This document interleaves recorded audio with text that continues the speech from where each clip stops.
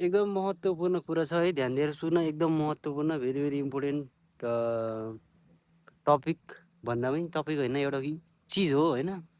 एकदम ध्यान दिएर सुन्नुपर्ने हुन्छ तपाईँहरूले। किन भन्दाखेरि लामो जस्तो मलाई होइन, मैले जतिखेर प्लान बनाएँ जिन्दगी म यो गर्छु त्यो गर्छु भनेर होइन, मान्छेले गर्छ नि त्यो न्यु इयर रिजोल्युसन जस्तो के लेखेर गर्छ नि, मैले त्यस्तो चाहिँ गर्दिनँ। तर मलाई अब मलाई यो गर्नु छ भने चाहिँ मैले टक्क कपीमा लेखेर राख्छु, यो वर्ष यो है त भनेर 2-3वटा कुराको लिस्ट लगाएर गर्छु। अनि कहीँ जानु पऱ्यो भने यसो यसो प्लान सान बनाएर गर्छु।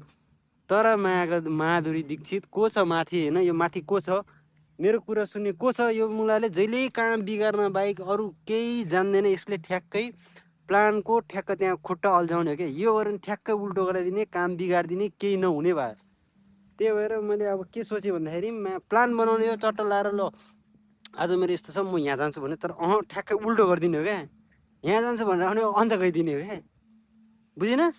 ठ्याक्कै जे उनलाई त्यो ठ्याक्क उल्टो गरिदिने क्या। अब बुझ्यो नि, त्यस्तै गर्ने हो क्या यिनीहरू। अनि त्यसपछि बल्ल काम बन्छ क्या म्याकुरी। अब आज मैले त्यस्तै सोचेर मैले आज खासमा त्यो जङ्गलको पार्कमा आउन गुगल म्याप हेरेर जङ्गलको पार्क मात्रै आउने प्लान थियो। जङ्गलको पार्कमा थियो, पार्क एकदम रमाइलो थियो होइन, ठिक थियो, दामी थियो।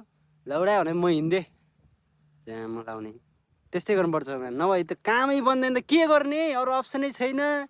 फ्रस्ट्रेट भइसक्यो अहिले। हेर ल कति राम्रो भ्यू छ, हेर खै कहाँ गयो ल। हेर उ त्यो माथि यो टर्निङ टोर्सो भन्छ यसलाई है, भन्दो रहेछ अहिले। हेर ल हेर,